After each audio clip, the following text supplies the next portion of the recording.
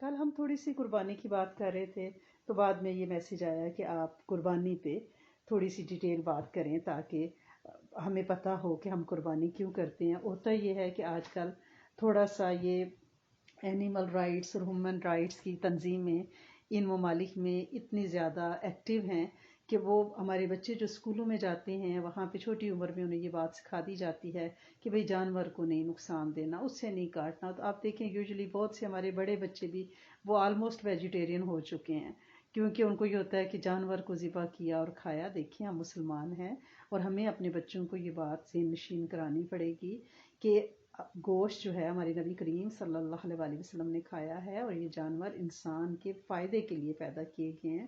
وہ ان کے گوشت سے فائدہ اٹھاتا ہے، پھر ان کی کھال سے فائدہ اٹھاتا ہے، ان کے دانتوں سے، ان کی ہڈیوں سے، اور یہ اللہ پاک نے ہمارے فائدے کے لیے پیدا کیے ہیں۔ ہم ان سے یہ نہیں کہہ سکتے۔ اور پھر ہمارے جسم کی ضروریات بھی ہیں نا، کہ ہمارے جسم کو پروٹین کی ضرورت ہے، گوشت ہم کھاتے ہیں، اس کے لحمیاتی جو اجزاء ہیں وہ ہمارے جسم کو، اس کی چربی، ساری چیزیں جو ہیں وہ فائدہ پہنچاتی ہیں۔ یعنی جانوروں کو ہمارے لیے پیدا کیا اور ہمارے وجود میں اس کی ڈیمانڈ رکھتی ہے۔ تو لہٰذا اس چیز کو، اور پھر اسپیشلی جب قربانی کا وقت آتا ہے تو بچوں کے ذہن میں یہ ڈالا جاتا ہے کہ اتنے جانور آپ ہر سال ذبح کر دیتے ہو۔ تو وہ ایک نام نہاد کا پروپیگنڈا جو بظاہر بڑا ہی معصوم سا اور خوشنما سا لگتا ہے، لیکن ہمارے ایک بہت بڑے مذہبی واجب پہ اس کی زد پڑتی ہے۔ تو لہٰذا یہ باتیں ہمیں اپنے گھروں میں سنانی بھی ہیں، دہرانی بھی ہیں، کیونکہ یہ نبی کریم صلی اللہ علیہ وسلم کے بقول یہ آپ کے باپ کی رسم ہے، سنت ابراہیمی ہے، اور بندے کو اپنے باپ دادا کی سنتوں سے، رواجوں سے بڑا محبت ہوتی ہے، ٹھیک ہے نا۔ یعنی یہ یہاں تک ہوتا ہے کہ بھئی بقرہ عید پہ ہمارے ہاں کباب بنتے ہیں تو بنیں گے، پلاؤ بنتا ہے تو بنے گا، نمکین گوشت بنتا ہے تو بنے گا، میٹھی عید پہ سوئیاں بنتی ہیں، یعنی کہ ہماری امی کے گھر یہ ہوتا تھا ہم یہ کریں گے، ٹھیک ہے نا۔ لیکن اسی لیے باپ کی سنت کہا کہ لوگوں کو اس سے آپ کو محبت کا پتہ چلے کہ کیسے اس کو پکڑ کے رکھنا ہے۔ اور کس نے کرنی؟ ہر صاحب روزگار نے، جس کے پاس جاب ہے اور وہ بالغ ہے۔ یہاں کیونکہ بچے چھوٹی عمر میں جاب کرنا شروع کر دیتے ہیں، تو بالکل آپ اپنے بچوں کو عادت ڈالیں کہ ہم جو انڈیا میں قربانی کرواتے ہیں اس میں اس سال $55 ہے، تو $55 میں تو بچے ٹیمیز میں جا کے میک ڈونلڈ پہ اور اسٹار بکس میں تو خیر اس سے بھی زیادہ ایک وقت میں وہ خرچ کر دیتے ہیں۔ تو آپ جو ہیں اپنے بچوں سے کہیں کہ بیٹا $55 دیں، ہم نے قربانی کرنی ہے، اور قربانی کا پھر پورا واقعہ ان کو سنائیں اور انہیں بتائیں کہ یہ کرنی کتنی ضرورت ہے۔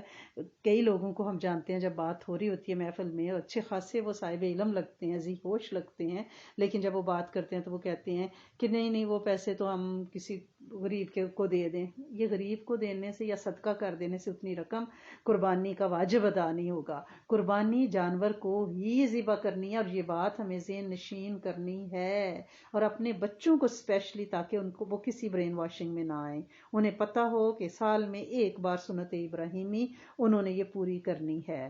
اب یہ ہے کہ جانور قربانی کا لیا ہے، اس میں کوئی اور حصے بھی ڈالے جا سکتے ہیں، کہ جیسے ایک گائے کا ہم شیئر ڈال رہے ہیں $55، ٹھیک ہے۔ اب اس میں 7 حصے ہیں، تو 7 حصوں میں کیا وہ سارے قربانی کے ہوں گے؟ نہیں، آپ اس میں صدقے کا حصہ ڈالنا چاہیں تو آپ ایک حصہ صدقے کا ڈال سکتی ہیں۔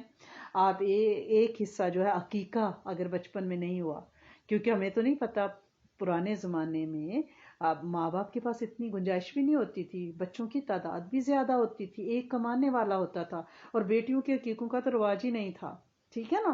تو لہٰذا آپ سے میری یہ ریکویسٹ ہے کہ آپ اپنا حقیقہ بھی اگر اللہ توفیق دے تو ایک دفعہ ضرور دیں، کیونکہ یہ بچہ گروی ہوتا ہے اس کے بدلے میں، لہٰذا آپ اس کو دیں تاکہ ہمارے مسائل ٹلیں۔ جب ہم افورڈ کر سکتے ہیں تو کیوں نہ دیں، ایک دفعہ زندگی میں اپنا حقیقہ کاری چھوڑیں، ایک حصہ ڈال ہی دیں $55 کا، تو آپ کر سکتے ہیں۔ صدقے کا حصہ بھی ڈال سکتے ہیں اس میں، اور قربانی تو اپنی پہلے لازمی ڈالنی ہے۔ اپنی قربانی کے ساتھ آپ نے اپنے بچوں سے بھی ان کو یہ عادت ڈالنی ہے کہ جن کا ہم کلمہ پڑھتے ہیں، صبح و شام جن کی سنتوں کی باتیں کرتے ہیں، اٹھنا سنت طریقے سے، بیٹھنا سنت طریقے سے، واش روم سنت طریقے سے جانا، سیڑھیاں سنت طریقے سے چڑھنا، کھانا سنت طریقے سے، تو جن کے راستے پہ چل رہے ہیں تو ان کا بھی تو حق ہے نا کہ سال میں ایک بار ان کے لیے قربانی کا جانور ذبح کر کے ان کے ساتھ محبت کا اظہار کیا جائے۔ وہ ہستی جن کو ہم کلمے کا حصہ ہے، جن کا نام محمد الرسول اللہ صلی اللہ علیہ وسلم. تو پلیز آپ یہ ایک قربانی ضرور کیا کریں. حضرت علی کرم اللہ وجہہ سے ایک روایت موجود ہے کہ وہ ہمیشہ نبی کریم صلی اللہ علیہ وسلم کے وصال کے بعد ایک قربانی نبی کریم صلی اللہ علیہ وسلم کی کرتے تھے، اور ان کے ارشاد کا مفہوم ہے کہ مجھے اللہ کے رسول صلی اللہ علیہ وسلم نے یہ وصیت فرمائی تھی کہ علی میری طرف سے قربانی کرتے رہنا. تو ان کے بہاف پہ قربانی کی جا سکتی ہے. اس پہ امت کا اجتماع اجتہاد ہے، لہٰذا آپ کوشش کریں کہ کم از کم ہر بچہ نہیں تو آپ ایک فیملی تو آپ اپنی قربانی پہلے کرنی ہے، اور پھر نبی کریم صلی اللہ علیہ وسلم کی بھی قربانی کریں، چاہے آپ ان کا نام کا چھوٹا جانور لے رہی ہیں یا بڑے جانور میں شیئر ڈال رہی ہیں، حصہ ڈال رہی ہیں. اس کے علاوہ ایک نفلی قربانی اگر اللہ پاک آپ کو توفیق دے تو ایسی ضرور کریں جو امت کے بہاف پہ ہو.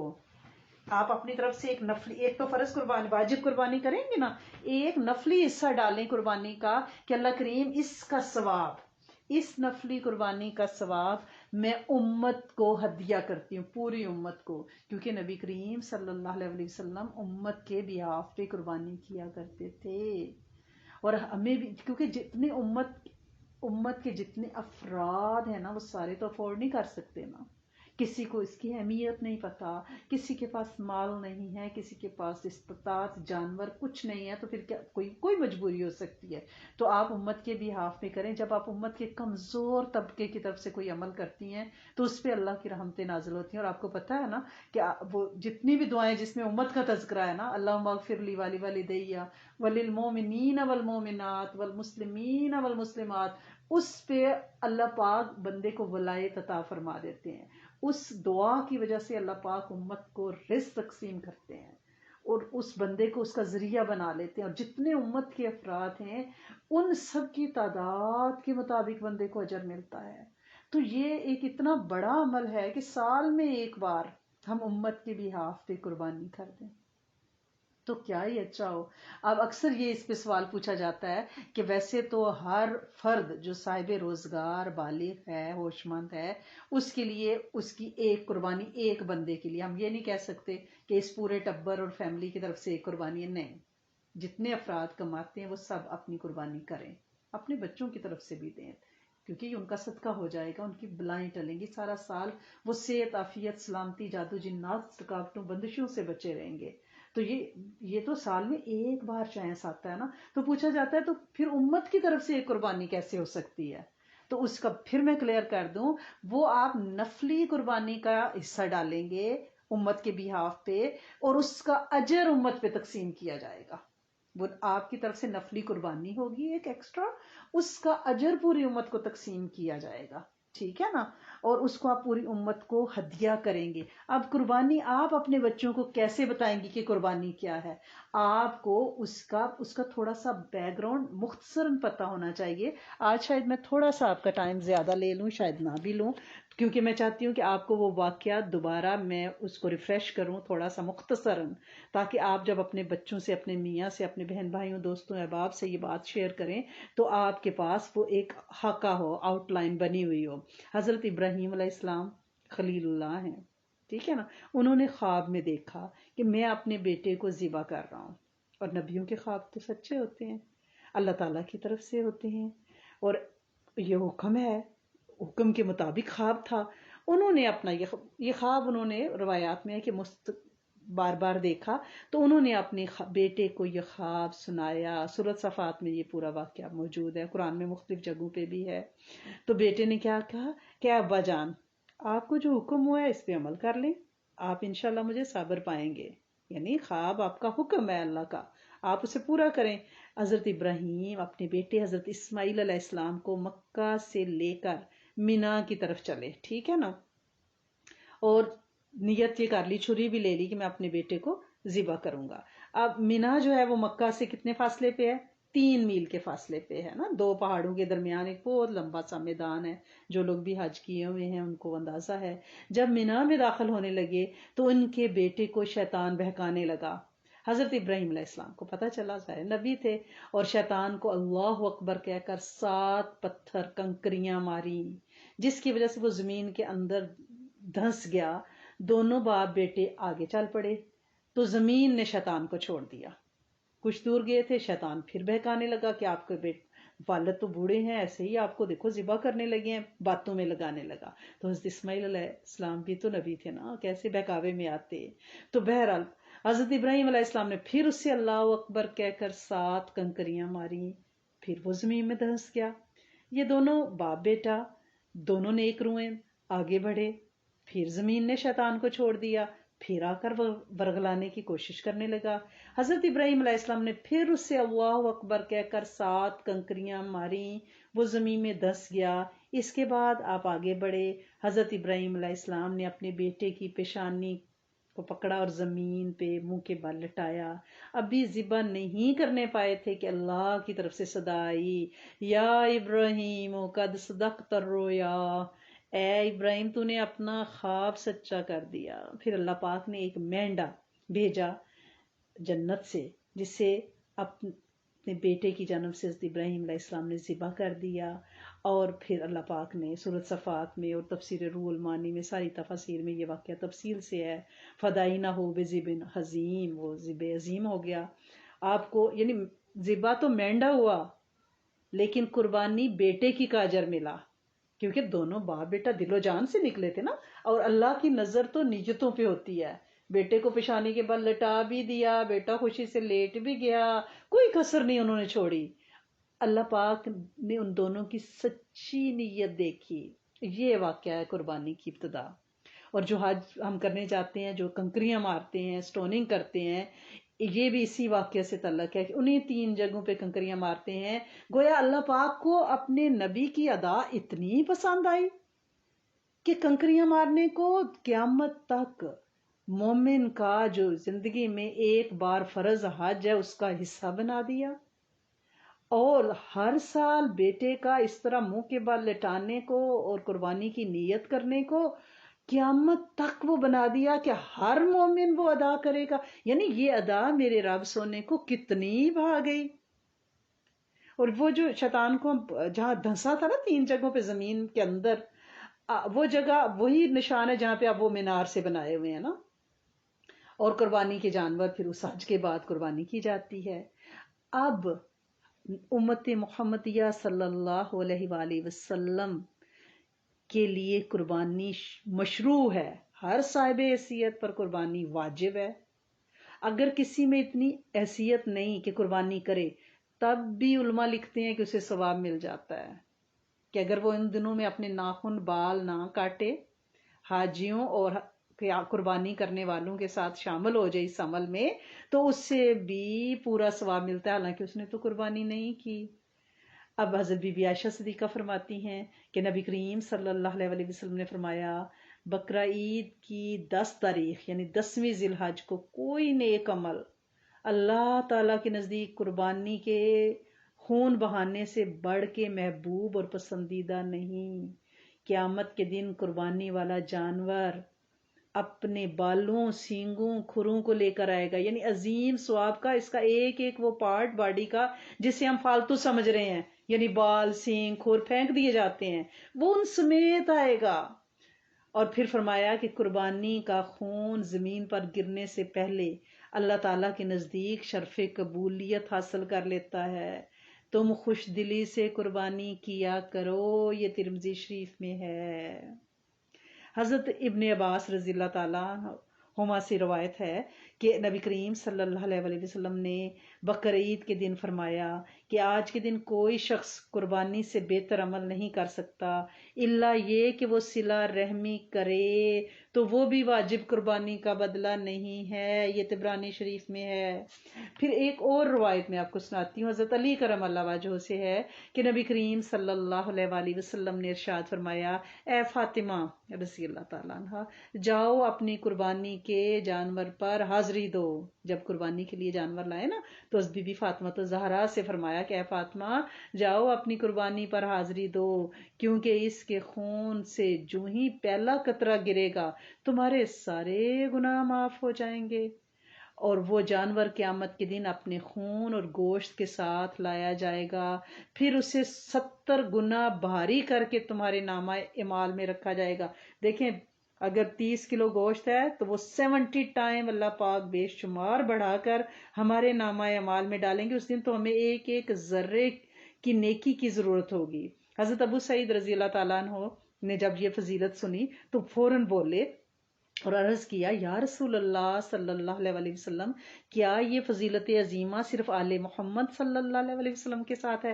کہ بی بی صاحبہ تو آپ کی بیٹی ہے نا، تو کیا یہ صرف ان کے لیے ہے یا یہ کار خیر امت کے لیے بھی ہے، عام مسلمانوں کے لیے ہے؟ تو آپ صلی اللہ علیہ وسلم نے ارشاد فرمایا یہ عظیم الشان فضیلت آل محمد صلی اللہ علیہ وسلم کے لیے بطور خاص ہے اور تمام مسلمانوں کے لیے عام ہے. یعنی ہر مسلمان جو بھی قربانی کرے گا اس سے یہ فضیلت حاصل ہوگی انشاءاللہ. اب آپ اندازہ لگائیں کہ اتنا بڑا عمل ہم کیسے چھوڑ دیں. پھر میں آپ کو ایک اور حدیث سناتی ہوں حضرت ابن عباس رضی اللہ تعالیٰ عنہما سے کہ وہ روایت کر. آپ سوچ رہے ہوں گے کہ میں ابن عباس رضی اللہ تعالیٰ عنہ کیوں نہیں کہہ رہی، عنہما کیوں کہہ رہی ہوں، جمع کا سیاہ کیوں بول رہی ہوں؟ کیونکہ ابن عباس حضرت عباس اور ان کے بیٹے، ابن کہتے ہیں بیٹے کو، عبداللہ بن عباس، عبداللہ بن عمر. یہ جب ہم ابن عباس بولتے ہیں یا ابن عمر، ابن زبیر، تو اس کا کیا مطلب ہوتا ہے کہ وہ دونوں صحابہ کا نام آیا نا.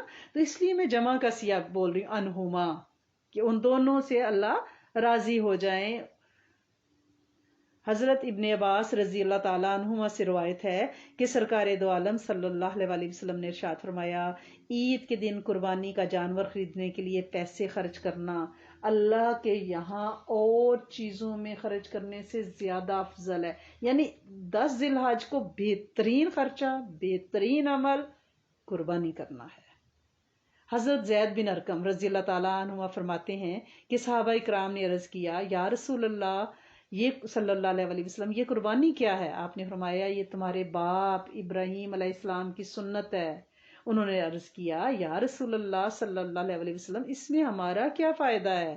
آپ نے فرمایا ہر بال کے بدلے میں ایک نیکی ملے گی. انہوں نے پھر عرض کیا یا رسول اللہ صلی اللہ علیہ وسلم، جن کے جسم پہ، جانوروں کے جسموں پہ بال نہ ہوں، اون ہو، جیسے بھیڑ وغیرہ ہے، تو اس کا کیا حکم ہے؟ تو آپ نے فرمایا اون کے ہر بال کے عوض بھی ایک نیکی ملے گی. اب غور تو کریں، ثواب تو اور بڑھتا جا رہا ہے. ہزاروں کروڑوں لاکھ دمبے اور بھیڑ کے بدن پر کتنے بال ہوتے ہیں. اگر کوئی صبح سے شام تک گننا چاہے، مہینوں گنتا رہے تو نہیں گن سکتا. سوچیں ہمارے 1000 2000 5000 خرچ کر دینے سے، 20 25 55 $100 خرچ کر دینے سے اتنا اجر و ثواب دیکھ کر سوچیں تو صحیح، قربانی کرنا کتنی فائدے کی بات ہے.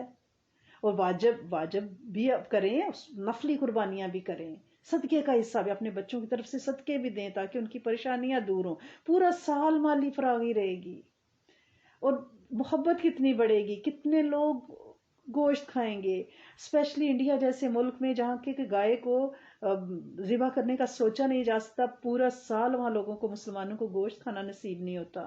اور وہ کہاں گھر گھر میں گوشت کھایا جائے گا، سکھایا جائے گا، بعد میں پکا کے کھایا جائے گا. اور اہل بیت کی طرف سے قربانی کی جائے، صحابہ کی طرف سے کی جائے، ورنہ کم از کم اپنی واجب قربانی تو کی جائے. ازواج مطہرات کی طرف سے کریں، قیامت کے دن سامنا تو ہونا ہے نا. انبیاء کی طرف سے کریں، حضرت ابراہیم علیہ السلام کی طرف سے کریں کہ آپ کی شان میں، آپ کی سنت میں، آپ ہمارے نبی کے جد امجد ہیں، ہم آپ کی طرف سے قربانی کر رہے ہیں. اور پھر وعید بھی ہے جو نہ کرے، یہ کوئی آسان کام نہیں ہے.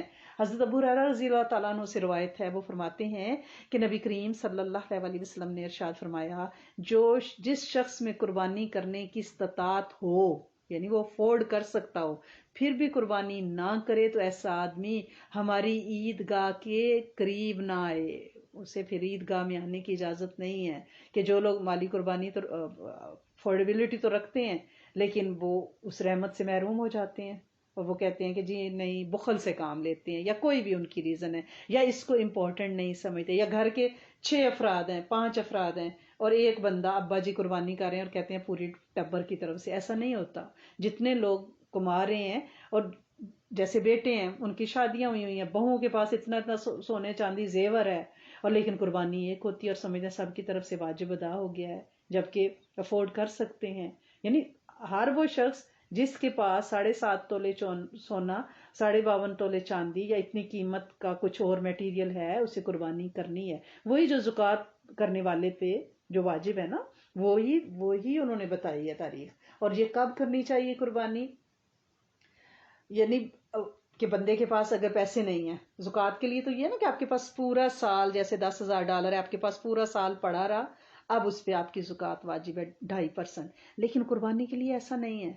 اگر 9 ذی الحج کو بھی آپ کو کہیں سے پیسے مل گئے ہیں نا، تو 10 کو صبح آپ نے قربانی کرنی ہے، آپ پہ واجب ہو جائے گی. پورا سال بے شک غربت رہی ہے، قسم پرسی رہی ہے، لیکن اگر 1 دن پہلے 2 دن پہلے بھی آپ کے پاس پیسے آ گئے ہیں تو آپ کو قربانی کرنی ہوگی. یعنی جس شخص پر زکوٰۃ فرض ہو، اس کے پاس اتنی مالیت کی چیز ہو، یا اتنا فرنیچر زائد پڑا ہوا ہو، کپڑے الماریاں بھری ہوتی ہیں، تو اس کو قربانی کرنی ہے. کوئی وجہ نہیں ہے کہ ہم میں سے کوئی قربانی افورڈ نہ کر سکتا ہو. سب کر سکتی ہیں اور سب کو کرنی چاہیے. اور خواتین کے پاس تو لاکر بھرے ہوئے زیورات کے. آپ کہتی ہیں کہ نہیں میاں کر رہے ہیں کافی، آپ کو قربانی کرنی ہے. اب کس جانور کی قربانی کی جائے؟ ہرن کی نہیں، پرندے کی نہیں. یہ بچے اکثر جب آپ بچوں سے بات کریں گے تو آپ سے پوچھیں گے کہ ہرن تو بہت مہنگا جانور ہے نا. ڈیئر، آپ اس کی نہیں کر سکتی. قربانی کا جانور شرن جو مقرر جانور ہیں، وہ آپ سب کو بھی پتہ ہونے چاہیے، اور میرے سمیت، اور آپ کے بچوں کو بھی پتہ ہونے چاہیے. ہم سمجھتے ہیں کہ خود ہی ہمیں پتہ تھا تو ان کو بھی خود ہی پتہ ہے. یہاں کوئی پتہ نہیں ہے بچوں کو.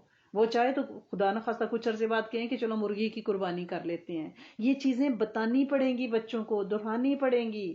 ہمارے بچے بالکل ان کو کچھ پتہ نہیں ہے. وہ سوشل میڈیا پہ ہر وقت لیپ ٹاپ اور کمپیوٹر پہ آنکھیں کھبو کے بیٹھے رہتے ہیں، پتہ نہیں وہ کیا کیا دیکھتے ہیں. کام کی کوئی چیز ان کی آنکھوں سے نہیں گزرتی. یہ میرے بدگمانی نہیں ہے، یہی حقیقت ہے. لہٰذا آپ انہیں بتائیں کہ شرن جو جانور مقرر ہیں وہ گائے، بیل، بھینس، مسٹر بھینس، بھینسا، اونٹ، اونٹنی، بکرا، بکری، بھیڑ کا میاں، بیڑا، دمبی، دمبا، ان کی قربانی ہو سکتی ہے. اس کے علاوہ کسی جانور کی قربانی نہیں، چاہے وہ کتنا ہی مہنگا ہو، کتنا ہی ٹیسٹی اس کا گوشت ہو، وہ نہیں. کسی اور جنگلی جانور کو قربانی کے لیے ذبح نہیں کیا جا سکتا. اب کس میں 7 حصے ہیں اور کس میں 1 حصہ ہے؟ گائے، بیل، بھینس، بھینسا، اونٹ، اونٹنی، ان میں 7 حصے ہیں. یہ اپنی دل کی تختیوں پہ لکھ لیں. پچھلے سال میسیجز آ رہے تھے کہ اونٹ میں 11 حصے ہیں، ایسا کچھ نہیں ہے. 7. ٹھیک ہے نا؟ 7 قربانیاں ہو سکتی ہیں. ایک بندہ اکیلی گائے لے کے بھی اس میں 7 حصے ڈال سکتا ہے، اپنے ذاتی بھی ڈال سکتا ہے، نفلی قربانی بھی ڈال سکتا ہے، حقیقہ بھی، صدقہ بھی، اپنے ابو کی 1 حصہ، امی کا 1 حصہ، نبی کریم صلی اللہ علیہ وسلم کا، ابو بکر صدیق کا، عبداللہ بن عمر کا، جو مرضی 7 حصے ڈال سکتا ہے. ٹھیک ہے نا؟ لیکن سب کی نیت، جتنے لوگ شامل ہیں ان سب کی نیت قربانی کی ہو. کسی ایک بندے کی بھی نیت اگر یہ ہوگی کہ وہ اس کا گوشت لے کے بیچ دے گا تو قربانی کسی کی بھی صحیح نہیں ہوگی. یہ فتاوی عالمگیری میں ہے. سب کی نیت یہی ہو کہ وہ حقیقہ، صدقہ یا قربانی کی نیت سے وہ جانور جو ہیں ذبح کرے. اب جو چھوٹے جانور ہیں، بکرا، بکری، اس میں کسی کی دمبا کسی کی شرکت نہیں ہے. چھوٹے جانور ایک بندہ ایک ہی جانور کرے گا. اب ان کی عمریں کتنی ہوں، یہ بھی بچے آپ سے سوال کریں گے. اس لیے میں چاہ رہی تھی کہ ہم یہ کمپریہنسو ایک مختصر ہوتا لیکن آپ کو سارا کچھ پتہ چل جاتا، کیونکہ لاسٹ ٹائم اس طرح کے کوسچن پوچھے جاتے رہے. تو میں چاہ رہی ہوں کہ ایک کمپیکٹ ہمارے پاس ہو کہ جس میں ساری چیزیں ہوں. گائے، بیل، بھینس، بھینسا، جو بڑے جانور ہیں نا، ان کی عمر کم از کم 2 سال. ٹھیک ہے؟ جو اونٹ اور اونٹنی ہے نا، ان کی عمر 5 سال کم از کم ہونی چاہیے. یعنی گائے، بھینس، بیل جو میڈیم جانور ہیں ان کی عمر 2 سال. جو اونٹ اور اونٹنی لمبے بڑے والے جانور ہیں 5 سال. باقی جو چھوٹے جانور ہیں نا، بکریاں، دمبے وغیرہ، ان کی عمر کم از کم 1 سال ہو. لیکن بعض دمبے جو ہیں نا، بکریاں، وہ صحت مند ہوتی ہیں. دیکھنے میں وہ 1 سال کے لگتے ہیں لیکن بعض کا 6-7 مہینے کے ہوتے ہیں. لیکن اگر ایسا صحت مند جانور ہو، بکرا، بکری، تو اس کو قربان کیا جا سکتا ہے کہ وہ ہیلدی ہے، دیکھنے میں سال کا لگتا ہے، تو اس کو کیا جا سکتا ہے. اور ویسے بھی جو جانور بیچ رہا ہے اس پہ اعتبار کرنا پڑے گا. اب ہمیں تو اس کی برتھ سرٹیفکیٹ تو ہے نہیں دمبے کا کہ ہم نکال کے اس کو ویریفائی کریں، تو اس کی بات پہ اب اگر وہ جھوٹ بولتا ہے تو یہ پھر اس کا اور اللہ کا معاملہ ہے، لیکن خود آپ میک شور کریں، دیکھنے میں بھی تو نظر آ رہا ہے نا کہ کس سائز کا جانور ہے، اور یہ جانور ہم نے بارگاہ الہی میں پیش کرنا ہے، اس لیے بڑا ہی خوبصورت، بڑا ہی عمدہ، موٹا، تازہ، صحیح سالم، عیبوں سے پاک ہونا چاہیے۔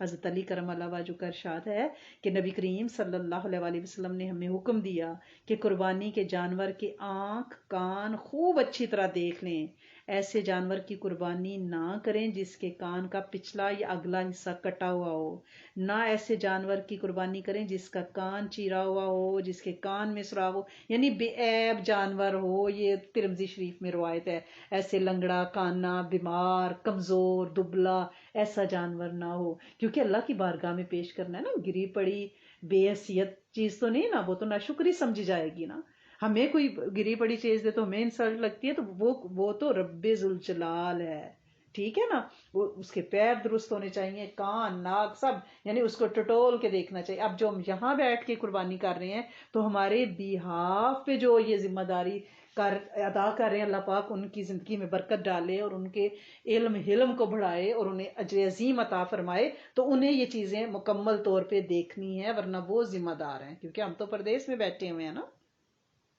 لہٰذا یعنی جانور جو ہے صحت مند ہونا چاہیے، خوبصورت ہونا چاہیے، گری پڑی چیز نہیں ہونی چاہیے۔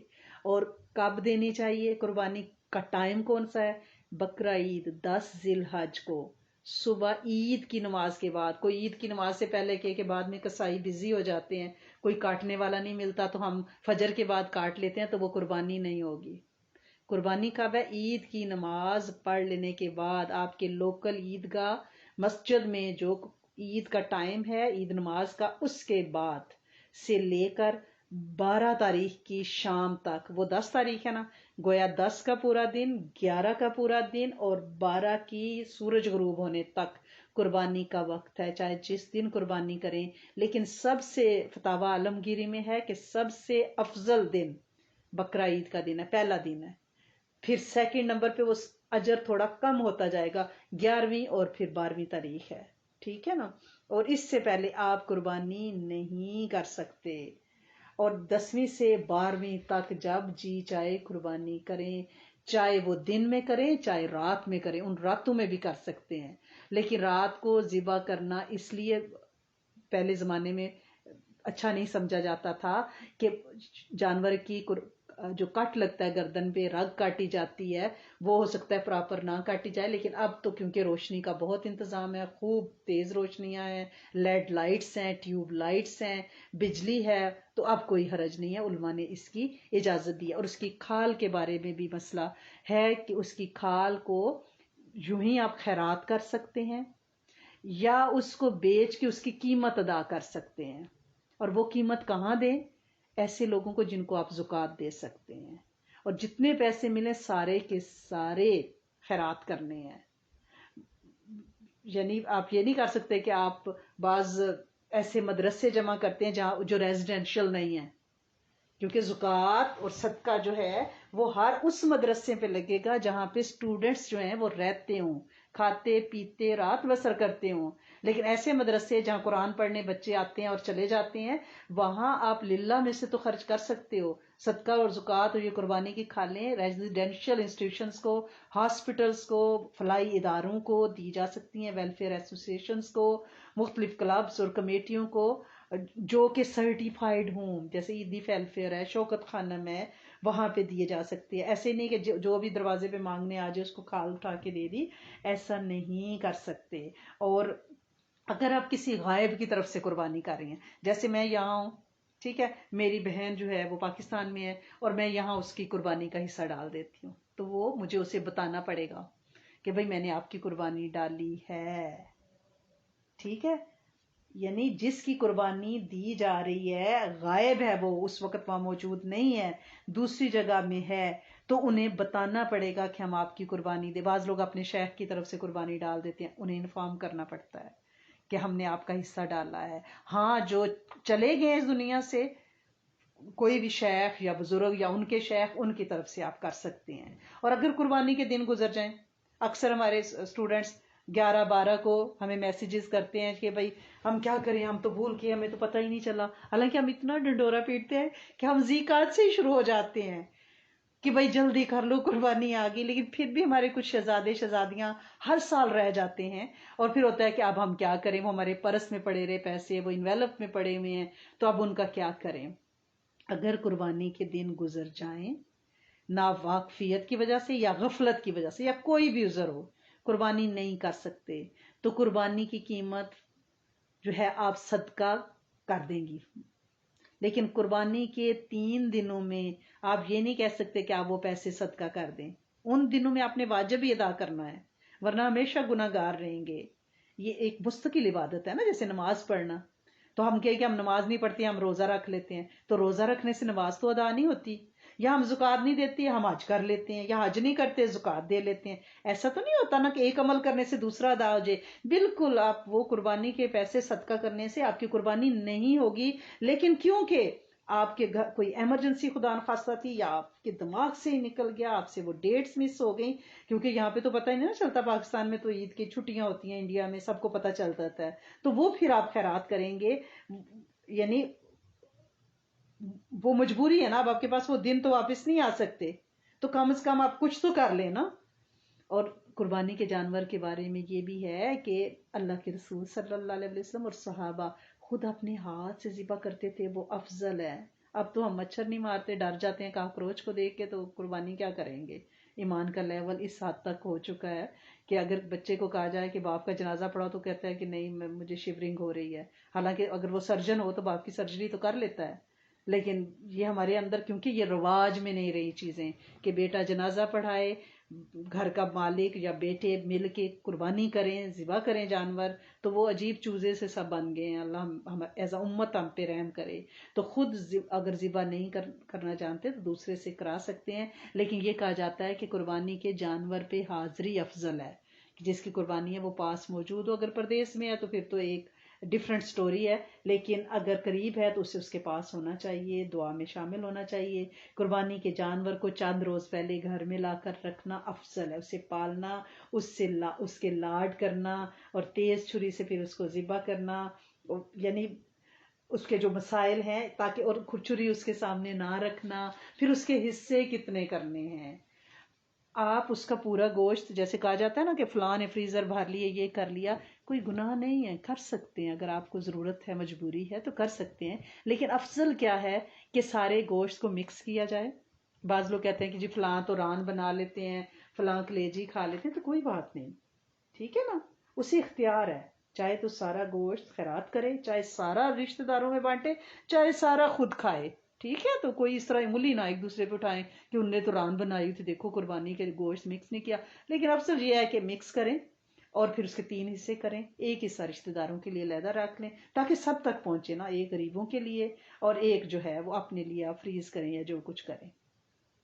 اور آپ جیسے آپ بڑا جانور ہے تو اس کا بھی اسی طرح گائے اونٹ وغیرہ مکس کر کے پھر سارے اس کے ساتوں حصے داروں کو وہ دیا جائے، اور کوشش کی جائے کہ ہر گھر میں گوشت پہنچے، کوئی ایسا نہ ہو، اور قربانی کا گوشت بیچا نہیں جا سکتا، یہ نہیں ہو سکتا کہ جس نے قربانی ذبح کی ہے، جو کسائی ہے، اس کو کہا جائے تم گوشت لے جاؤ اور ہم تمہیں پیمنٹ نہیں کر، ایسا بھی نہیں کر سکتے، اس کو ایز اے اجرت پیمنٹ، ایز اے پیمنٹ گوشت نہیں دے سکتے، اس کو اس کی کٹوائی علیحدہ سے دینی ہے۔ اور قربانی کا گوشت غیر مسلموں کو بھی دے سکتے ہیں، جیسے یہاں ہمارے بھائی ہیں، یعنی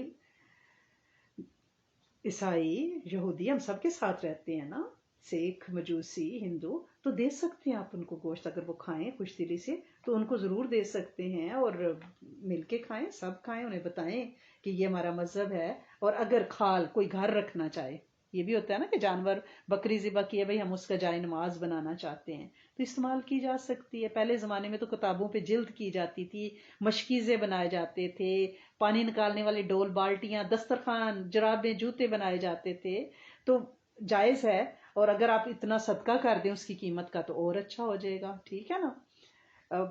یہ نہیں ہو سکتا کہ آپ بزنس کے لیے ان کو کرائے پہ دینا شروع کر دیں، یہ نہیں کر، پرسنل استعمال کے لیے آپ اس کو کر سکتے ہیں۔ اور قربانی کے گوشت کی چربی، اونٹ، آنتیں، یعنی جو بھی چیز ہو اس کو بیچنا نہیں ہے آپ نے. اگر بک گئی ہے غلطی سے تو پھر آپ نے کیا کرنا ہے, اتنا صدقہ کر دینا ہے تاکہ قربانی ہماری صحیح طور پہ لگے. تو میرا خیال ہے قربانی کے کافی مسائل ہمیں سمجھ آ گئے ہیں. لیکن اگر آپ صدقے میں کوئی پیسہ دینا چاہتی ہیں, یہ کوشچن اکثر پوچھا جاتا ہے, تو اب بات ہو رہی ہے تو میں آپ کو بتا دوں کہ سید, وہ کہتے ہیں سید کون سے ہوں گے. آج کل تو بہت سے لوگوں کے ناموں کے ساتھ رضوی, ہاشمی لگا ہوا ہے, سید لگا ہوا ہے. تو کن سید کو ہم زکوٰۃ اور صدقہ نہ دیں؟ یعنی وہ لوگ جو حضرت علی کرم اللہ وجہ, حضرت عباس رضی اللہ تعالیٰ عنہ, حضرت جعفر رضی اللہ تعالیٰ عنہ, حضرت عقیل رضی اللہ تعالیٰ عنہ, حضرت حارث بن عبد المطلب کی اولاد میں سے ہوں, ان کو صدقہ دینا جائز نہیں ہے. اور صدقہ آپ اپنے ماں باپ کو نہیں دے سکتے, دادی دادا نانی نانا کو نہیں دے سکتے, اور کوئی دادا اپنے پوتی پوتی نواسوں کو بھی صدقہ خیرات زکوٰۃ نہیں دے سکتا. شوہر اپنی بیوی کو اور بیوی اپنے شوہر کو بھی نہیں دے سکتی, ورنہ تو یہ مال گھر میں ہی رہ جائے. باقی رشتہ داروں کو آپ دے سکتے ہیں, بہن ہے اگر غریب ہے, دیور جیٹھ, تو ان کو آپ دے سکتے ہیں. اس سے آپ کو دگنا ثواب ملے گا نا, ایک تو خیرات کا اور دوسرا آپ نے اپنے صلہ رحمی کا. ٹھیک ہے نا, کہ آپ نے اپنے رشتہ داروں کے ساتھ اس نے سلوک کیا ہے. اور کوشش کریں کہ اگر آپ کے آس پاس کوئی نان مسلم بھی ضرورت مند ہے, غریب ہے, آپ ان کو فرض جو زکوٰۃ اور فطرہ وہ تو نہیں دے سکتے, اور باقی صدقات میں سے ان کی مدد کر دیں. اگر بہت ہی مجبوری ہے تو آپ ایسا کر سکتے ہیں. لیکن اگر آپ نے کوئی مسجد بنانی ہے, مدرسہ, کوئی ہاسپٹل, کوئی کنواں کھدوانا ہے, کوئی پل بنانا ہے, تو پھر آپ کیا کریں گے, للہ میں سے خرچ کریں گے, اس میں صدقہ نہیں ہے. اور صدقے کا آپ نے کھانا بنایا صدقے کی نیت سے اور آپ نے لوگوں کے گھروں میں بھیج دیا, نہیں, صدقہ مالداروں کو نہیں لگتا. صدقے کی نیت سے آپ کسی لنگر میں حصہ نہیں ڈال سکتے کہ وہاں پہ امیر اور غریب سب کھاتے ہیں نا, تو پھر آپ صدقہ کیسے وہاں پہ دے سکتی ہیں؟ تو یہ چیزیں تھی, میں چاہ رہی تھی کہ اس کے ہم سب اویئر ہو جائیں. اللہ کریم ہم سب کو انشاءاللہ قربانی کرنے والا بنائے, قربانی دینے والا, سال میں ایک بار یہ موقع آتا ہے, ہم اس سے فائدہ اٹھانے والا بنائے انشاءاللہ, اور ہماری سٹنگ کو قبول کرے. ربنا تقبل منا انک انت السمیع العلیم وتب علینا انک انت التواب الرحیم. اللہم صلی علی سیدنا و مولانا محمد وعلی آل سیدنا و مولانا محمد وبارک وسلم. اے میرے کریم مالک, اے میرے سونے آقا, اپنی رحمت کے دروازے کھولیں اور ہر دل کی ہر دعا کو عافیت اور برکت کے ساتھ قبول فرما لیں. اللہ کریم تمام غموں, پریشانیوں, فکروں سے اللہ کریم ہمیں بے فکر کر دیں اور ہماری حفاظت فرما لیں. اے میرے کریم مالک, جتنے حضرات خواتین جب سے دنیا بنی ہے اللہ کریم اس دنیا سے رخصت ہو گئے, اللہ کریم جو زندہ ہیں اور جو مردہ ہیں, جو پیدا ہوئے ہیں اور جو آئیں گے, ان سب کی بخشش کے فیصلے فرما دیں اور دن رات ہمیں نعمتوں کا شکر ادا کرنے والا بنائیں. اے میرے کریم مالک, اے میرے سونے آقا, آپ ہم سے راضی ہو جائیں, ہماری نسلوں سے راضی ہو جائیں, امت سے راضی ہو جائیں, سب پہ رحم فرما دیں, سب پہ کرم فرما دیں. اور اللہ کریم جتنے فرائض, واجبات, سنن ہیں, اللہ کریم مستحبات ہیں, نوافل ہیں, ہمیں انہیں ادا کرنے کی توفیق عطا فرمائیں. اے میرے کریم مالک, جتنے لوگوں کے رکے ہوئے کام ہیں اللہ کریم ان کے کاموں کو عافیت برکت کے ساتھ کر دیں. جتنے لوگ بیمار ہیں, سرجری سے گزر رہے ہیں, اللہ کریم کچھ بھی اچانک حادثوں میں, اللہ کریم ان سب کی کفالت, حفاظت اور کشائش عطا فرما دیں. اللہ کریم مالی بندشوں کو, رشتوں کی بندشوں کو, بے اولادیوں کی بندشوں کو اللہ کریم اپنے کن سے دور فرما دیں, اور ہر گود کو بہترین اولاد, بے عیب اولاد عطا فرمائیں. ہر بچے کو جو شادی کی عمر کو پہنچا ہے بہترین زوج عطا فرما دیں. ہر شخص کو جو اللہ کریم کمانے کا جذبہ رکھتا ہے, اللہ کریم کوالیفائڈ ہے, کوشش کر رہا ہے اور ضرورت مند ہے, اللہ کریم اس کے لیے روزی فراق کر دیں. اللہ کریم جن بچوں کی شادیاں ہونے جا رہی ہیں ان میں برکتیں, خیریں, عافیتیں ڈال دیں. اپنے علم میں سے علم عطا فرمائیں, اپنے علم میں سے علم عطا فرمائیں. مرتے وقت کلمہ عطا فرمائیں میرے مالک, میرے سونے آقا, ہماری روح کو علین کا واسی بنائیں میرے مالک. آسان کشادہ اس دیس میں بھی گھر عطا فرمائیں اور زمین کے نیچے بھی کشادہ گھر عطا فرمائیں. جنت الفردوس کا واسی بنائیں. اللہ کریم تیری محبت میں یہاں بیٹھے ہیں, اللہ کریم یہ محبت روز حشر، یہ 7 روز محشر تک رہے، اور جنت الفردوس میں بھی ہمیں ایسے ہی محبتوں عافیتوں سے اور ایک دوسرے کا دکھ درد لے کر اللہ کریم بیٹھنے والا بنائے، ایک دوسرے کے لیے دعائیں مانگنے والوں کے صلے میں، اس ترہم کے صلے میں جنت الفردوس میں بھی ہمیں ساتھ عطا فرمائے۔ اللہ کریم ہم سب کو اپنی نبی کریم صلی اللہ علیہ وسلم، صحابہ اکرام، امت کی طرف سے قربانی کرنے کی توفیق بخشیں، اور اس کام کو ہمارے لیے آسان بنائیں، اس میں کشائش عطا فرمائیں۔ اللہ کریم بڑے لوگ دعاؤں کے لیے کہتے ہیں، کوئی جادو جنات کا مارا ہے، کوئی بیماریوں کا ڈسا ہوا ہے، کوئی نظر بد کا مارا ہے، کسی کو حاسدین نے کھایا، کسی کو رشتہ داروں نے نچایا۔ میرے مالک تو سب کے راز جانتا ہے، میرے مالک گھروں میں جو کچھ ٹینشنز چل رہی ہیں، اللہ کریم اپنی رحمت سے ان سرد جنگوں سے نجات دیں، سکھ دیں، ذہنی آسودگی دیں، دل کی کمینگیوں سے بچائیں۔ اللہ کریم رحم کر دیں، فضل کر دیں۔ اللہ کریم ہمارے دل کو کشائش دیں کہ سارے اس میں سما سکیں۔ اے میرے کریم مالک، جو بچے دنیا میں آ چکے ہیں انہیں آپ متقین کا امام اور لیڈر بنا دیں، جو آنے کی راہوں پہ ہیں انہیں ان کے لیے آسانیاں پیدا فرمائیں، نیک نامی کا باعث بنائیں۔ اللہ کریم جتنے لوگ نے دعا کے لیے کہا، لکھا، چاہا، امید رکھی، نہیں رکھی، ان سب کے لیے ہماری یہ دعا، ہمارے شیخ کے لیے، اللہ کریم ان کے مراکز کے لیے، اللہ کریم ہمارے لیے، ہماری نسلوں کے لیے، ہمارے ان پیاروں کے لیے، اللہ کریم امت کے جن و انس کے لیے، بچوں بوڑھوں جوانوں کے لیے قبول فرمائیں۔ ہر ایک کی عزت عصمت کی حفاظت فرمائیں، ہر ایک پہ اپنی شفقت کی نظر رکھیں، معاف فرما دیں، کرم کر دیں۔